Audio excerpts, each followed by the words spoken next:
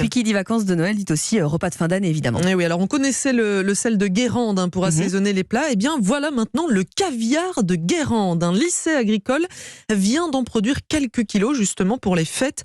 Reportage de Charles Guyard près des bassins de l'établissement.